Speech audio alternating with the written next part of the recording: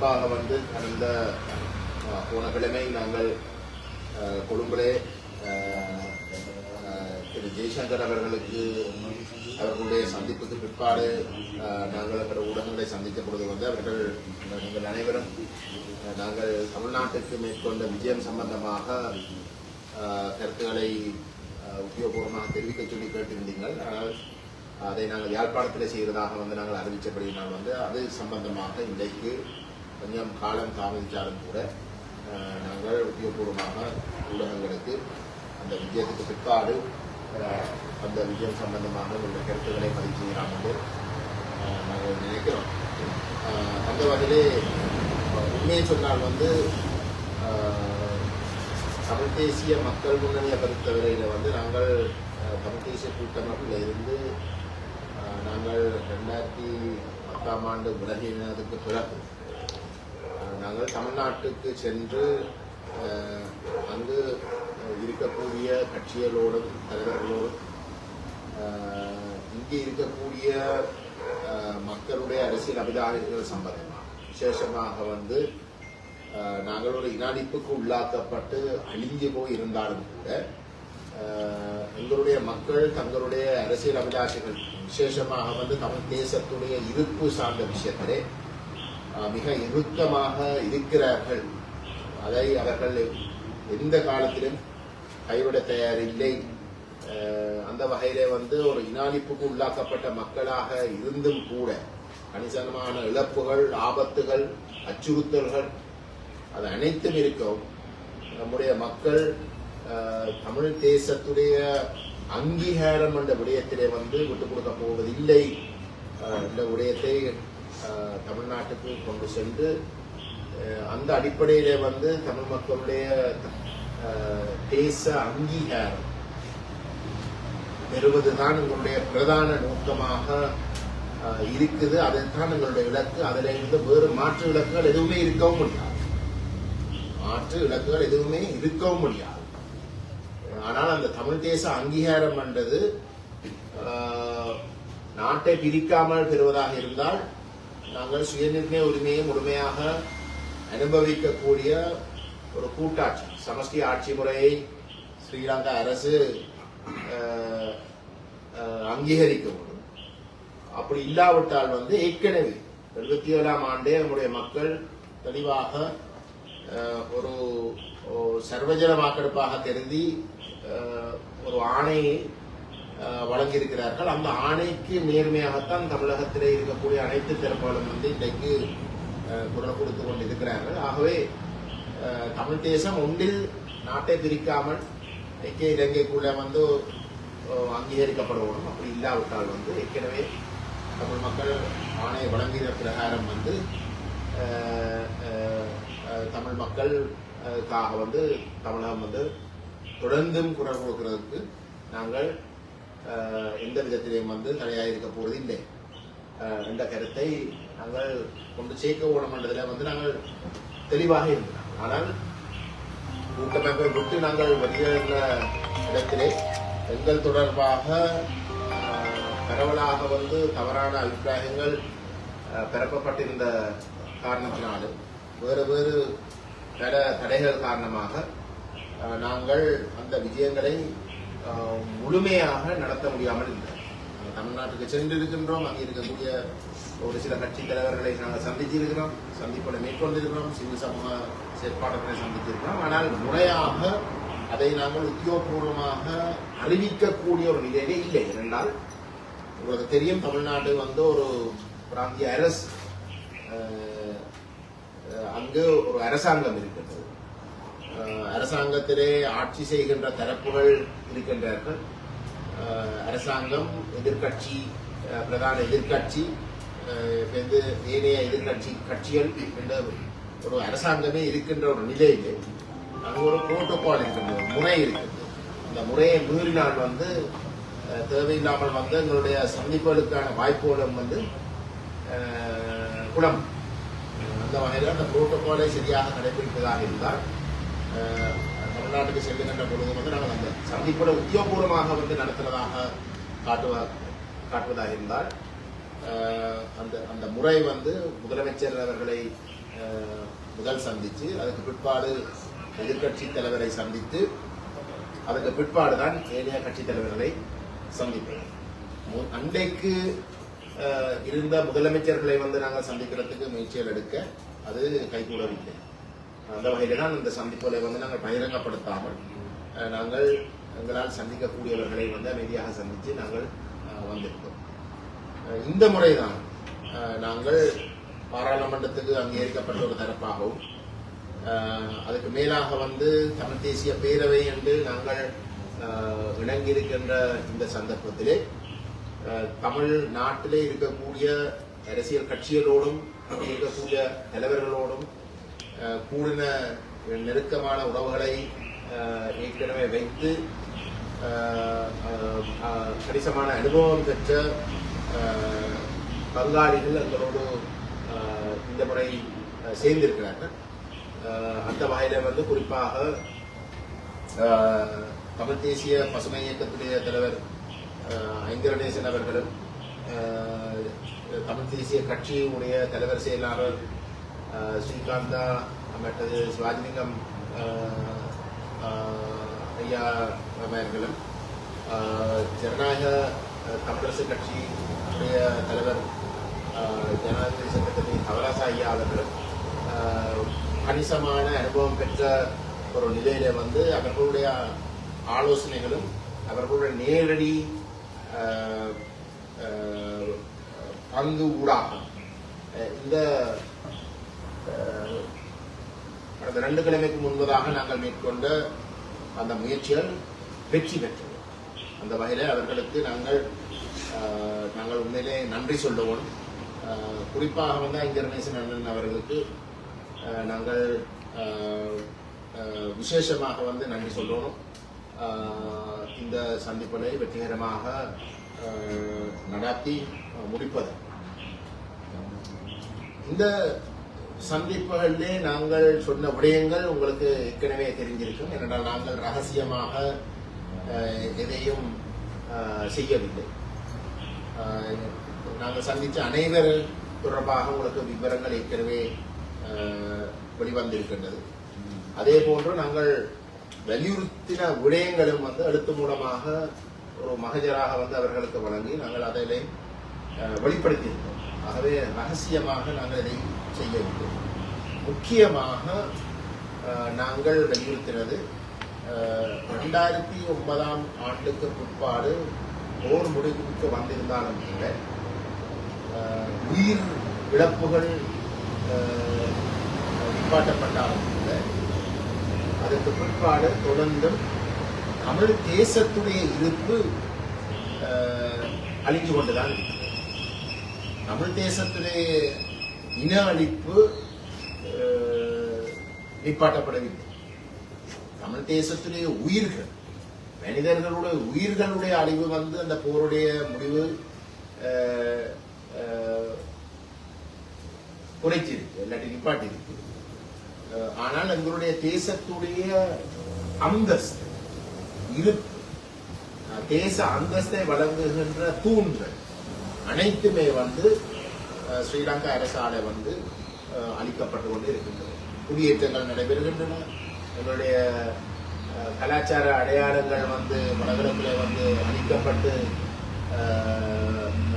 பௌத்தமயமாக்க செயற்பாடுகள் தீவிரமடைந்துபட்டிருக்கின்றன.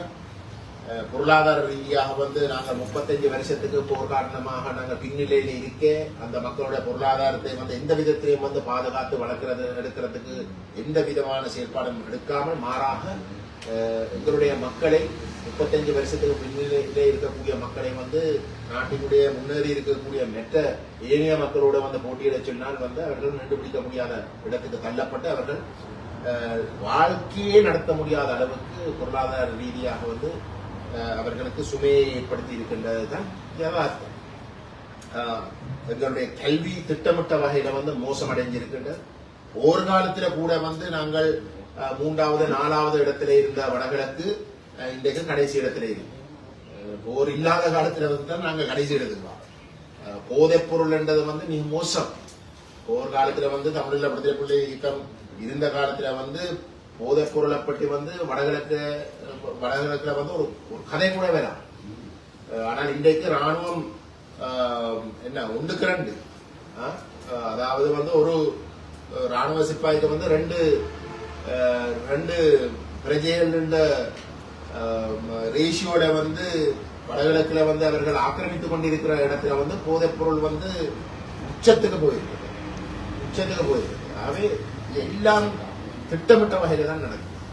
ஆக இது எல்லாமே வந்து இந்நாளிற்குண்டு மிக முக்கியமான அங்கம். அப்ப இதை நாங்கள் தெளிவாக எங்களுடைய தமிழ்நாட்டு தலைவர்களிடம் வந்து எடுத்து காட்டி இந்த நிலைமை தொடர்றதுக்கான காரணமே வந்து ஒற்றையாட்சி முறைமை. ஏனென்றால் ஒற்றையாட்சி முறைமைக்குள்ள வந்து நாட்டிலே இருக்கக்கூடிய எண்ணிக்கையினுடைய பெரும்பான்மை என்ற கையில தான் ஆட்சி அதிகாரம் இருக்கு. இந்த நாட்டுல வந்து துரதிர்ஷ்டவசமாக வந்து நாங்கள் இன ரீதியாக பிரிஞ்சிருக்கிற இடத்துல வந்து நாட்டினுடைய பெரும்பான்மையாக இருக்கக்கூடிய சிங்கள பௌத்த மக்களுடைய தலைமைத்துவத்தின கையில மட்டும்தான் ஒற்றையாட்சி கீழே வந்து அதிகாரம் குவிஞ்சிருக்கு. அதுதான் நடக்குது. ஆகவேதான் எங்களுடைய தலைவர்கள் வந்து இந்த ஒற்றையாட்சி முறைமை தான் எங்களுடைய இனப்பிரச்சனைக்கான அத்திவாரமாக இங்கே இருக்கின்றது, அதை இல்லாமல் செய்தே ஆக வேணும் என்ற கோரிக்கையை வந்து கடந்த 66 வருஷங்களுக்கு மேலாகவே வந்து எடுத்திருந்தார். வந்து செல்வநாயகம் அவர்கள் வந்து தமிழரசு கட்சியை ஸ்தாபித்த இடத்துல வந்து முதலாவது தேசிய மாநாட்டில் வந்து எடுக்கப்பட்ட முதலாவது தீர்மானம். அதே போன்று அகில இலங்கை தமிழ் காங்கிரஸ் எடுத்துக்கொண்டால் வந்து நாங்கள் சிங்கள பௌத்த பெரும்பான்மையான ஆட்சியாளருடைய கையில மட்டும் தீர்மானிக்கக்கூடிய நிலைமை இருக்கக்கூடாது என்ற அடிப்படையில் தான் 50-50 என்ற கோரிக்கையை முன்வைக்கப்பட்டார்கள். எல்லா பக்கத்திலேயும் வந்து அந்த இனவாத போக்கில இருந்து நாங்கள் விடுபட்டே ஆகணும் என்றதான் தமிழ் தேசிய அரசினுடைய அடிப்படை கோட்பாடாக இருந்தது.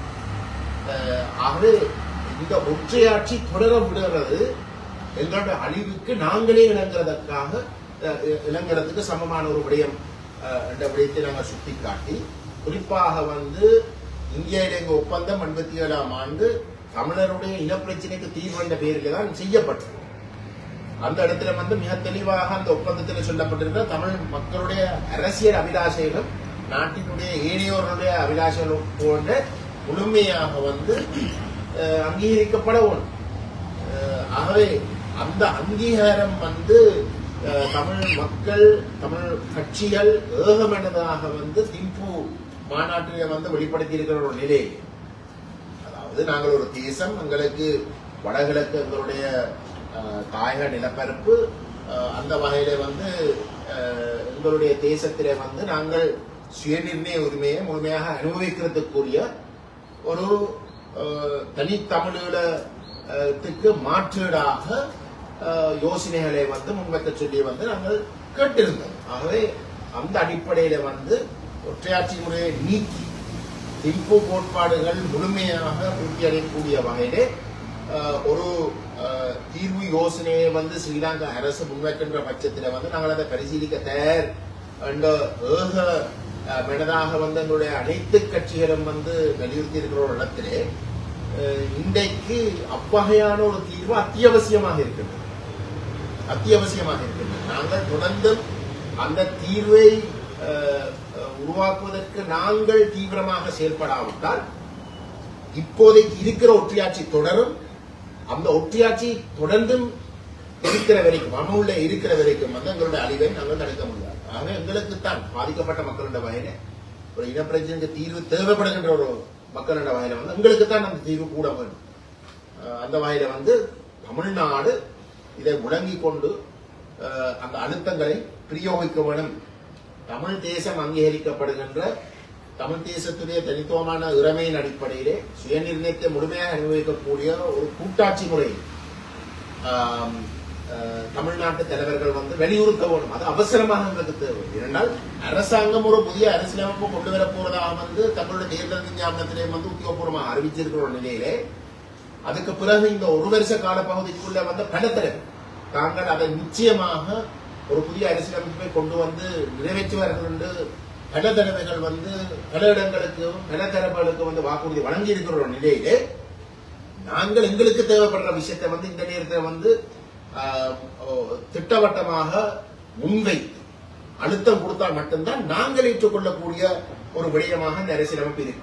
அதை தவிர்த்து இருக்கிறதே திரும்ப திரும்ப 38 வருஷமா கேட்டு தோல்வி அடைஞ்ச மாதிரி இன்னும் ஒரு 38 வருஷத்துக்கு ஏதோ இருக்காத ஒரு விஷயத்தை இருக்கிற மாதிரி காட்டிக்கொண்டு அமல்படுத்த கேட்கறது 13ஆம் திருத்தத்தை அமல்படுத்த சொல்லி கேட்கறதெல்லாம் உண்மையிலே இன்றைக்கு இருக்கக்கூடிய நிலைக்கு அரசாங்கம் செய்ய விரும்புகிற வேலை திட்டத்துக்கு துணை போகின்ற ஒரு விஷயமாக இருக்கு. என்னடா நாங்களே ஒற்றையாட்சியை ஏற்றுக்கொள்ளுகின்ற ஒரு நிலைமையை அது உருவாக்கும். ஆகவே இந்த விஷயத்தை நாங்கள் தமிழ்நாட்டு தலைவர்கள் அனைவருக்கும் நாங்கள் தெளிவுபடுத்துறோம். அந்த வகையில நான் தெளிவாக சொல்லுவோம், தேசிய மக்கள் சக்தி ஒரு புதிய அரசியலமைப்பு கொண்டு வருவது என்று சொல்லியிருக்கிற இடத்துல அவர்கள் இன்றைக்கு இருக்கக்கூடிய இந்த ஒற்றையாட்சி 13ஆம் திருத்தம் இருக்கக்கூடிய இந்த ஒற்றையாட்சி முறைமைக்கும் விட இறுக்கமான ஒரு ஒற்றையாட்சியை தான் அவர்கள் இந்த ஐக்கிய ராஜ்ய அரசியலமைப்பு ஊடாக கொண்டு வர இருக்கிறார். இந்த 13ஆம் திருத்தத்திலேயே பலவீனங்கள் எவ்வளவோ இருக்கு. அதிலே இருக்கக்கூடிய அந்த பலவீனங்களுக்கு விட மோசமா இறுக்கமான ஒரு சென்ட்ரலைசிங் ஒரு அரசியலமைப்பாகத்தான் அந்த ஐக்கிய ராஜ்ய அரசியலமைப்பு இருக்கின்றது. ஆகவே அவ்வகையான ஒரு அரசியலமைப்பை நாங்கள் முன்டையிலே இருந்து கடுமையாக எதிர்க்கிறோம். அதை நாங்கள் கொண்டு நிறைவேற்றதை தடுக்கணும். தமிழ் மக்களுடைய அனுமதி இல்லாமல் தான் அது நடந்தது என்பதை நாங்கள் ஆக குறைஞ்ச அளவுக்கு நிரூபிக்கக்கூடியதாக இருக்கணும். அவ்வகையிலே இருப்பதாக இருந்தால் தமிழ்நாட்டினுடைய ஒத்துழைப்பு, அதை எதிர்க்கிறதுல தமிழ்நாட்டினுடைய ஒத்துழைப்பு அத்தியாவசியம். ஆகவே நாங்கள் இனியும் போர் முடிஞ்சு 2009 இருந்து கிட்டத்தட்ட 16-17 வருஷம் முடிய இருக்கின்றது. அந்த 16-17 வருஷத்துல தமிழ்நாட்டினுடைய ஈழத்தமிழர்கள் தொடர்பாக, இங்கே இருக்கக்கூடிய நம்முடைய தேச மக்கள் தொடர்பாக தமிழ்நாட்டுடைய குரல் மிகவும் குறைவாகத்தான் இருந்தது. இதுக்கு பல காரணங்கள் இருக்கலாம். அதுல தமிழ் மக்களுடைய ஆணையை இங்கே தமிழ் தேசத்திலே பெற்ற தரப்புகள் தமிழ்நாட்டு மீது அக்கறை காட்டாமல் இருந்ததும் மிக மிக முக்கியமான ஒரு காரணம். தமிழ்நாடு தேவையில்லை என்ற அடிப்படை. தமிழ்நாட்டுக்கு போனால் தமிழ்நாட்டு மக்கள் தமிழ் மக்களுடைய அரசியல் அபிலாஷைகள் தொடர்பாக தீவிரமாக இருப்பார்கள். அவர்களை நீங்கள் மாற்றி ஒற்றையாட்சிக்குள்ளே 13ஆம் திருத்தத்துக்குள்ளே முடக்க முடியாது. அந்த மக்கள் மிக தீவிரமாக உறுதியாக இருப்பார்கள். ஆக அங்க போய் எங்கட பிரச்சனை கதைச்சு அங்க மக்களுடைய உணர்வான கிளப்பினார் அது ஒற்றையாட்சிக்குள்ளே இங்கே முடக்கிறதுக்கு விரும்பின தலைவர்களுக்கு தலையடியாக இருக்கும் என்பதற்காக அவர்கள் வேணும் என்று அந்த இடைவெளியை பேணினார்கள். ஆனால் அதை நாங்கள் மாற்றியமைக்கணும். அதை நாங்கள் மாற்றி அமைக்காவிட்டால் ஈழத்தில் தமிழ் மக்கள் உடைய அழிவை தடுக்கிறது மிகவும் கடினமான ஒரு விஷயம் என்ற விஷயத்தை நாங்கள் தெளிவாக அவர்களுக்கு எடுத்து கூறினோம். அவர்களுடைய இந்த 2 விடயங்கள் சம்பந்தம், அதாவது முதலாவது ஒற்றையாட்சியை நிராகரித்து உடனடியாக தமிழ் தேசம் அங்கீகரிக்கப்படுகிற ஒரு சமஷ்டி தீவை நாங்கள் வலியுறுத்தவும். இரண்டாவது விடயம் தேசிய மக்கள் சக்தி அரசாங்கம் விரும்புகின்ற அந்த ஐக்கிய ராஜ்ய முறைமையை ஒட்டுமொத்தமாக எதிர்த்தே ஆக வேண்டும். ஒருபோதிலும் ஒரு தீர்வாக அமைய முடியாது என்ற விஷயங்கள் நாங்கள் சந்திச்ச அனைத்து தலைவர்கள் மட்டத்திலையும் அது சாதகமாக ஏற்றுக்கொள்ளப்பட்டது. அவர்களை பொறுத்தவரையில அவர்கள் எங்களுக்கு சொன்ன என்னன்னா, தாங்கள் தமிழீழத்துக்கு ஏகமனதாக தமிழ்நாட்டு சட்டசபையில தீர்மானம் எடுத்து நிறைவேற்றி இருக்கிற கட்சிகள். ஆகவே ஈழத்தமிழர்களுடைய விவகாரத்திலே நாங்கள் ஒருபோதிலும் ஒற்றையாட்சிக்குள்ளே தமிழ் அரசியலை முடக்கிறதை தாங்கள் அனுமதிக்கப் போவதில்லை. தாங்கள் அப்படி முடக்குவதற்கு எதிர்க்காமல் வருவதற்கும் தங்களுக்கு எந்த ஒரு தேவையும் இல்லை. அந்த வகையில் தாங்கள் நிச்சயமாக எதிர்காலத்தில் உங்களோடு சேர்ந்து இந்த விஷயங்களை வலியுறுத்துறதுக்கு தயாராக இருப்பார்கள் என்பதை சொல்லியிருந்தார். ஆனால் அதே நேரம் அவர்கள் எங்களிடம் ஒரு கேள்வி கேட்டார். விசேஷமாக முதலமைச்சர் ஸ்டாலின் அவர்கள் எங்களிடம் ஒரு கேள்வி கேட்டார். அதை சொல்லுவோம் என்றால் அவர் கேட்டவர் என்றால் வந்து இலங்கையில தமிழ் தேசத்துல வந்து பல கட்சிகள் இருக்கின்றன, பல தமிழ் கட்சிகள் இருக்கு. ஆனால் அந்த மற்ற கட்சிகளுடைய நிலைப்பாடு என்ன? நீங்கள் ஒரு தரப்பு, மற்ற கட்சிகள் இருக்கு. ஆகவே அந்த கட்சிகளுடைய நிலைப்பாடு என்ன?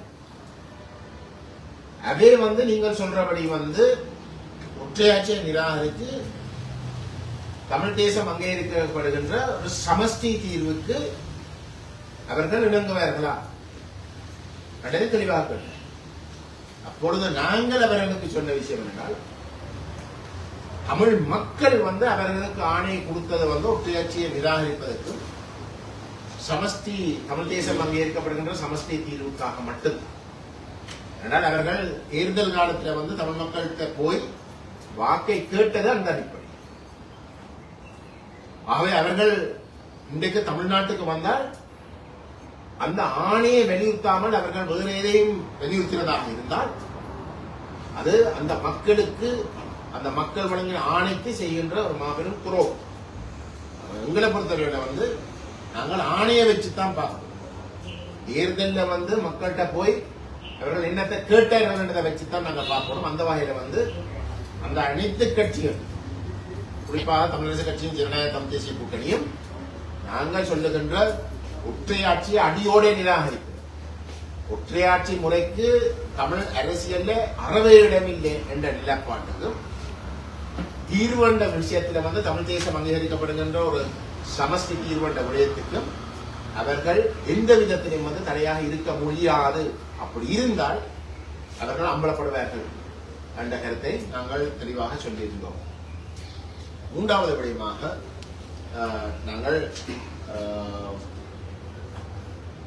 தமிழ்நாட்டினுடைய மீனவர்களுக்கும் எங்களுடைய வடகிழக்கிலே இருக்கக்கூடிய தமிழ் மீனவர்களுக்கும் இடையிலே இருக்கக்கூடிய பாரிய பிரச்சனை, அத்துமீறி எங்களுடைய கடற்பரப்புக்கு வந்து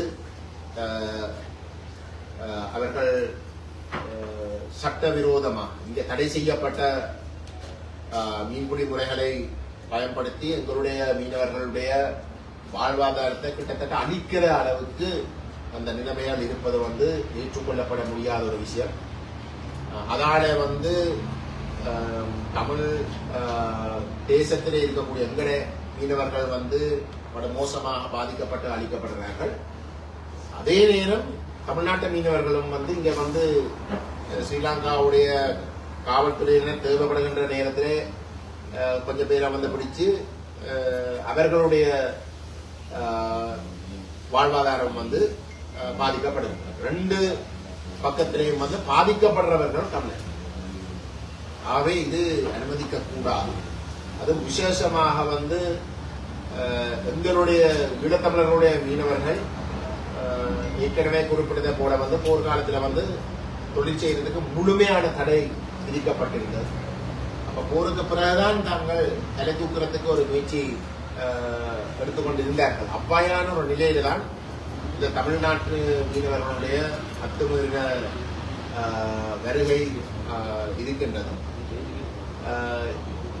சிங்கள தேசத்தை எடுத்துக்கொண்டால் வந்து எங்களுடைய மீனவர்கள் 35 வருஷத்துக்கு பின்னிலையில இருக்க தொழில் செய்கிற உரிமையில வந்து அவர்களுக்கு எந்த விதமான ஒரு முன்னேற்றத்தையும் ஏற்படுத்தாமல் அவர்கள் மயிலட்டி போன்ற மீன்பிடி துறைமுகங்களை வந்து அபிவிருத்தி செய்திருக்காங்க. எங்களுடைய மக்கள் வந்து இன்னும் 35 வருஷத்துக்கு பின்னிலையில் இருக்கிற சொத்துக்களை வச்சுதான் தொழில் செய்தார். ஆகவே அவ்வாறான நவீன துறைமுகங்கள்ல வந்து நாங்கள் அதை முழுமையாக பயன்படுத்த முடியாமல் இருக்கு. அந்த சந்தர்ப்பத்தை பயன்படுத்தி வந்து மயிலட்டி போன்ற அபிவிருத்தி செய்யப்பட்ட துறைமுகத்தில் வந்து முழுக்க முழுக்க வந்து அதை பயன்படுத்தின வந்து தென்னிலங்கையில் இருக்கக்கூடிய மீனவர். அப்ப நாங்கள் இந்திய மீனவர்களுடைய வருகை ஊடாக வர பாதிப்புக்கும் கூட தென்னிலங்கையிலையும் வந்து ஏற்கனவே வந்து பாதிப்புகள் நடந்து கொண்டிருந்த ஒரு நிலையில்தான் இந்திய மீனவர்களுடைய வருகை அதுக்கு மேலதிகமாக வந்து பல மடங்கால வந்து பாதிப்புகளை ஏற்படுத்தாது. இது தொடர இயலாது. இது தொடர்ந்தால் ஈழத்தமிழர்களுடைய வருமானத்தில் வந்து மீன்பிடின்றது வந்து மிக மிக முக்கியமான ஒரு அங்கம். மீன்பிடியும் விவசாயம் தான் எங்களுடைய முதுகெலும், எங்களுடைய பொருளாதாரத்தின் முதுகெலும். மீன்பிடியை அழிக்கிற அளவுக்கு வந்து இன்றைக்கு நிலைமைகள் இருப்பது வந்து ஒட்டுமொத்தமாக வந்து தமிழின அழிப்புக்கு வந்து அதுவும் ஒரு முக்கியமான ஒரு காரியமாக கட்டாயம் இருக்கு. ஆகவே தமிழ்நாடு அதை செய்யக்கூடாது. இப்படி என்றாலும் தடுத்து நிப்பாட்டி எங்களுடைய பிரச்சனை வந்து தீர்த்து தரவோணும் என்று நாங்கள் கேட்கிறாங்க. அந்த வகையில வந்து முதலமைச்சர் ஸ்டாலின் அவர் உடனடியாக அந்த விஷயத்துல வந்து மத்திய அரசோட வந்து பேசி இந்த விடயத்தை தீர்ப்பதற்கு வந்து நிச்சயமான நடவடிக்கை எடுக்கிறதுக்கு வந்து நான் அழுத்தம் கொடுப்பதாக வந்து எங்களுக்கு வாக்குறுதி வழங்கினேன். அவர் ஞாபகப்படுத்தினவர் வந்து இதுக்கு முதல் ஒரு பல முயற்சிகள் மேற்கொள்ளப்பட்டு ஏற்கனவே ஒரு முயற்சி ஆரம்பிக்கப்பட்டது. ஆனால் அது இடைநிறுத்தப்பட்ட ஒரு நிலையிலே அதை புதுப்பிக்கிறதுக்கும் அதை துரிதமாக வந்து அந்த இந்த மோதலை வந்து கொண்டு வருவதற்கும் வந்து தன்னால் இயன்ற செயற்பாடுகளை வந்து நான் செய்ய தயாரானதை தெளிவாக சுட்டிக்காட்டியிருந்தேன். எங்களை பொறுத்தவரையிலே இந்த தமிழ்நாட்டு விஜயம் 2009 மே மாதத்துக்கு பிற்பாடு தமிழ் அரசியல்ல ஒரு திருப்பு முனையை உருவாக்குறதுக்குரிய ஒரு அத்தியாயம்.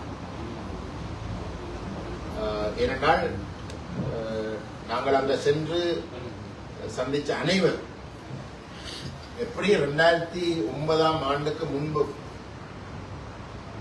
ஈழத்தமிழர்களுடைய விவகாரங்கள்ல